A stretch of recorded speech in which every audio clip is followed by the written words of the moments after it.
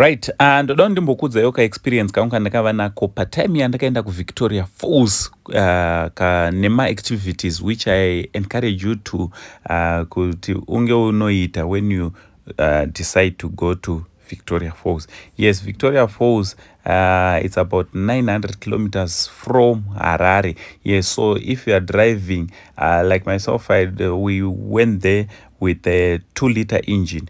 We used almost $270 only on fuel to and from. Yes, $270 only on fuel when you are using a 2-liter engine, depending the consumption ye motikari yako. Yes, we drove all the way to Victoria Falls. So kana uchenda Victoria Falls, chakakosha chekutanga accommodation. So accommodation ini ndinorecommenda veMopani Lodges neZimbabwe Lodges. These two are the best. Yes, vanokupa vanopa zvakare maservice akaita se bed and breakfast anditi zvekuti wamuka makuseni unobva wadya chikafu. Also wamuka makuseni usakangana kubva waenda kunoona nzou ukabata the elephant and cheetah experience. These ones are the best because nzou dzavo nemacheetahs nemalions avo mapets chaiwo angofanana nembwa nemombe aditi nembudzi because mhuka dzavo dzinongozvarwa dzototanga kugara nevanhu so dzinokura nevanhu, so you'll be safe ukaenda ikoko. Also usakangana kukwira chikopokopo. Chikopokopo chakanakira kuti unonoona mapopoma from above.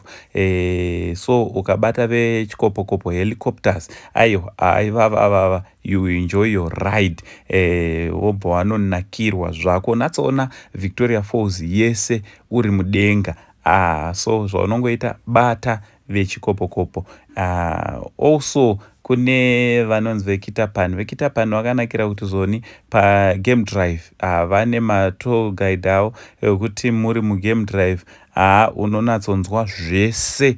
Unonoudzwa zvese pamusoro pemhuka dzamunonosangana nadzo. Ukapinda mugame uchanosangana nenzou, uchanosangana nemagiraffes, uchanosangana nemabuffalo, uchanosangana nemalions, uchisangana nemhuka dzese dzaungashuva kuti unge uri unoona dzatinowana muno maantelopes uchanosangana nawo, mawarthogs anenge ariko. So ukaenda nevekitapani unonakirwa ndidi unyepera. It's an experience you will never forget.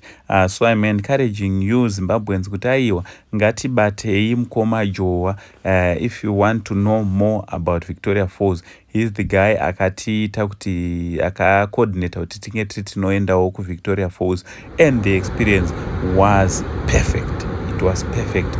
Also don't forget kuenda kunoona mapopoma achona nekuti ndo the main center of attraction. From Uncle Saint, the only Zim, Uncle, much love.